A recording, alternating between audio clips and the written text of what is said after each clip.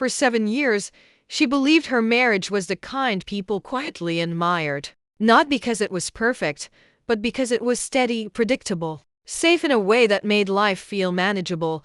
And over time, she stopped questioning that safety because it had become part of her identity, part of who she was, the woman who trusted her husband without hesitation, who never felt the need to check his phone or doubt his words, because he had always been consistent, always present, always just enough to make her believe that whatever they had was real. Even if it wasn't passionate or dramatic, it was theirs. And that was enough until it slowly wasn't. Until small things started shifting in ways that were too quiet to notice at first. Like how he began coming home a little later than usual. How his responses became shorter, more distant. How his eyes didn't linger on her the same way they used to. And she noticed it but told herself it was nothing. That life gets busy.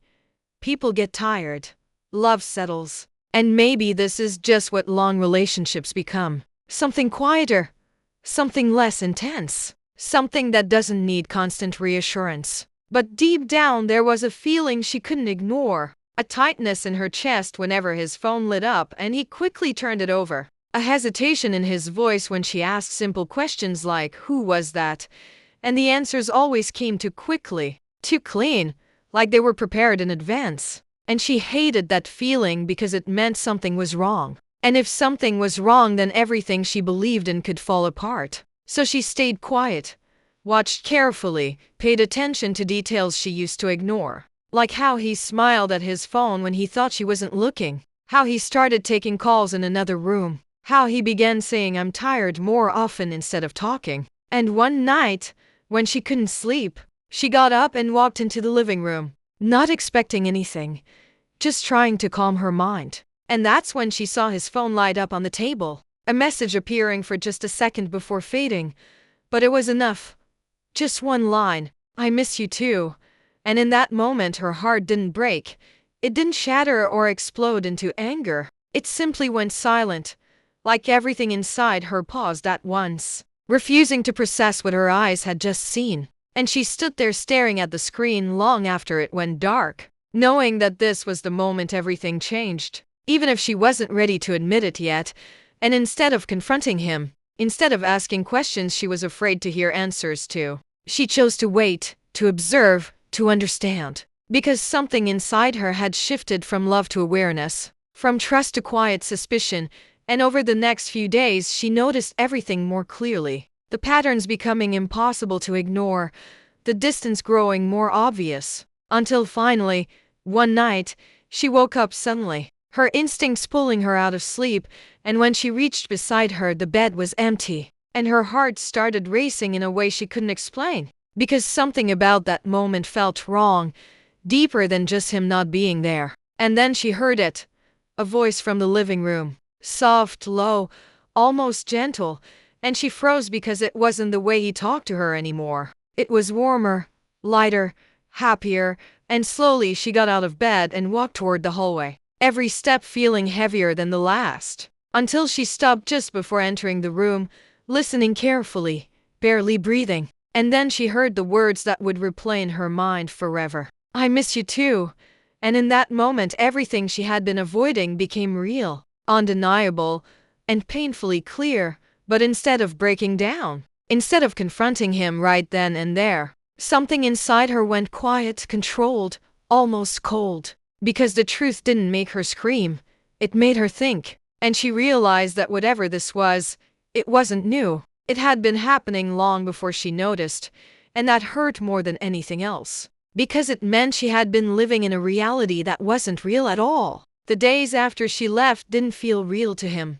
Not at first, because he didn't notice it immediately. Not the way you'd expect someone to notice absence. There was no dramatic moment, no loud realization. Just small things that slowly started to feel wrong. Like the house being too quiet in the morning. Like the coffee machine not already prepared the way it always was. Like the bed feeling colder on one side without him fully understanding why. And at first he convinced himself it was temporary. That maybe she had gone to visit someone.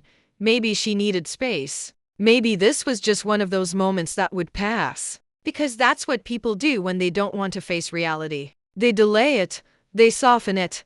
They pretend it isn't what it clearly is. But then he saw the note, folded neatly on the table, and something about the way it was written. Simple, calm, without anger, without accusation. Unsettled him more than anything else could have, because it didn't feel emotional. It felt final. And as he read the line again, "You stopped choosing me long ago. I'm just the one who finally noticed," he felt something shift inside him. Something unfamiliar. Not guilt exactly. Not even regret at first.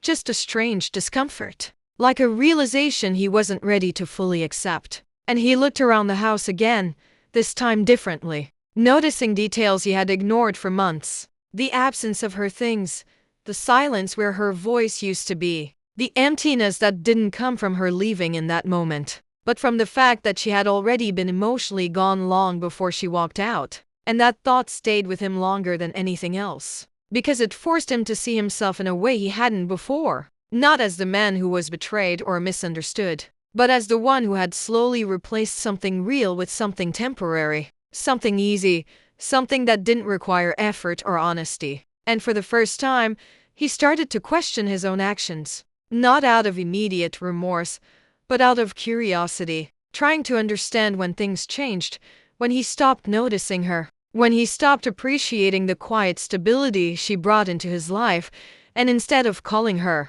instead of chasing after her the way someone truly desperate would, he hesitated, because deep down he knew that whatever he would say now would come too late. That apologies don't carry the same weight when they follow absence. And that silence, the same silence he had been comfortable giving her for months, was now surrounding him in a way he couldn't control. And as the days passed, that silence became louder, heavier, harder to ignore, because it wasn't just the absence of her presence. It was the absence of who he used to be when he was with her. A version of himself that felt more grounded, more real. Something he hadn't realized he lost until it was no longer there. And slowly, that discomfort turned into something sharper, something closer to regret, not because he suddenly remembered loving her in a dramatic way, but because he began to understand the value of what he had taken for granted. The kind of value that only becomes visible when it's gone. And he found himself replaying small moments,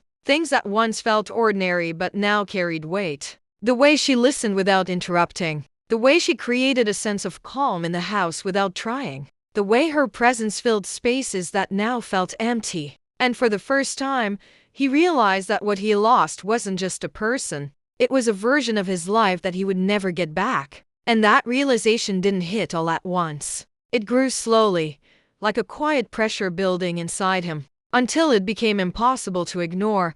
While he was slowly coming to terms with the silence he created, she was somewhere else.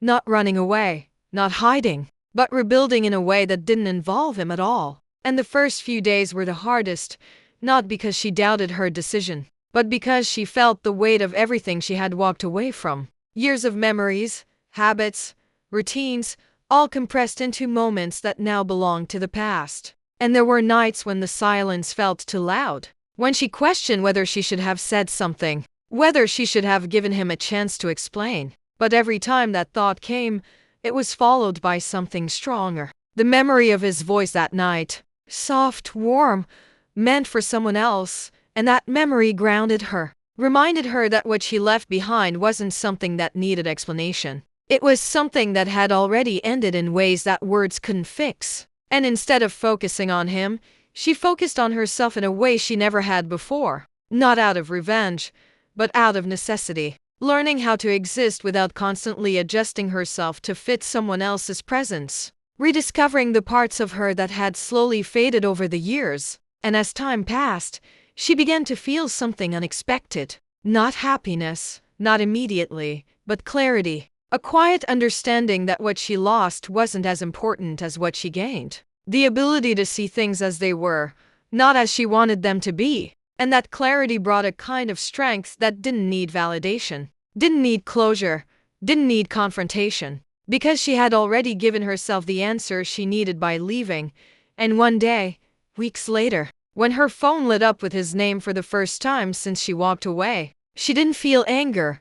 She didn't feel satisfaction. She didn't even feel curiosity. She simply looked at it, recognized it for what it was. a moment that belonged to a version of her that no longer existed, and she let it ring until it stopped, not as an act of revenge, not as a statement, but as a reflection of something deeper, the realization that some chapters don't need to be revisited. They need to remain closed, and somewhere on the other side of that missed call, he sat holding his phone, waiting for a response that never came, finally understanding what she had understood weeks ago. That timing doesn't fix things, that realization doesn't undo actions, and that sometimes the silence you give someone becomes the silence you have to live with. And as he looked around the same house that once felt full but now felt empty in a way he couldn't explain, he realized that the hardest part wasn't losing her in that moment. It was realizing that he had been losing her for a long time without noticing. And now that he finally saw it,